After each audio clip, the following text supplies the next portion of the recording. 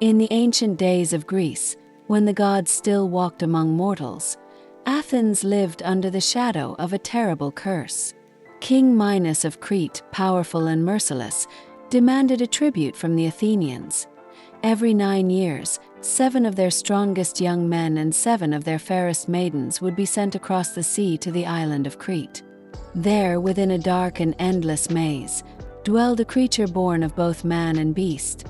The Minotaur, with the body of a man and the head of a bull, a monster of insatiable hunger. None who entered the labyrinth ever returned. Among the Athenians, despair grew heavy, but one young prince rose above fear. His name was Theseus, son of King Aegeus. Brave and determined, he swore he would end the terror. Though his father pleaded for him to stay, Theseus stepped forward and declared, "I will go to Crete, and I will slay the beast." He boarded the ship bound for Minos land. Black sails stretched against the wind, and carried with him only his courage and his sword.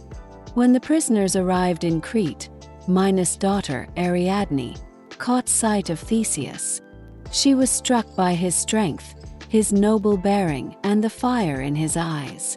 That night she went to him in secret, her heart trembling. "If you enter the labyrinth alone, you will be lost forever," she whispered. "But if you truly mean to kill the Minotaur, I will help you." In her hand she carried a simple gift, a ball of thread. "Tie this at the entrance, unwind it as you walk, and it will lead you back once the monster is slain." Theseus took the thread, bound it at the door of the maze, and stepped into the darkness. The labyrinth swallowed him whole. Its stone walls twisted endlessly, corridors branching like veins through the earth. Shadows shifted, the air grew heavy, and from deep within, a dreadful bellow rolled like thunder. The Minotaur was near. At last, in the heart of the maze, the creature appeared.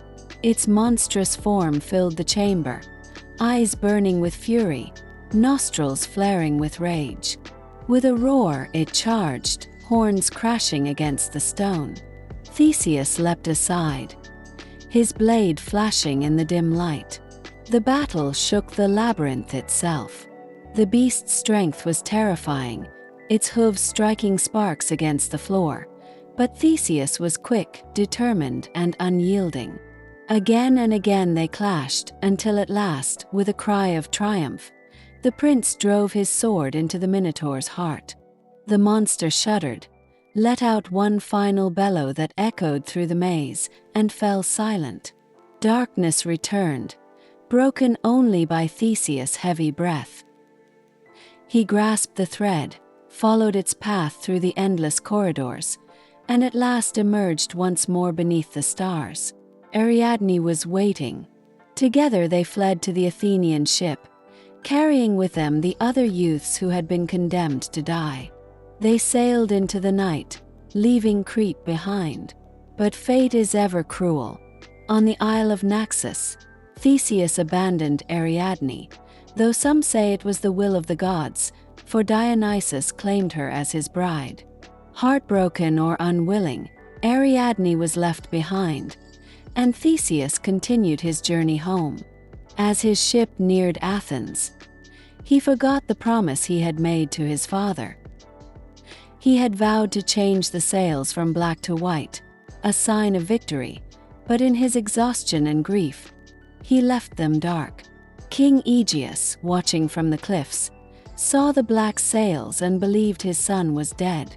Overcome with despair, he threw himself into the sea, which from that day bore his name, the Aegean Sea.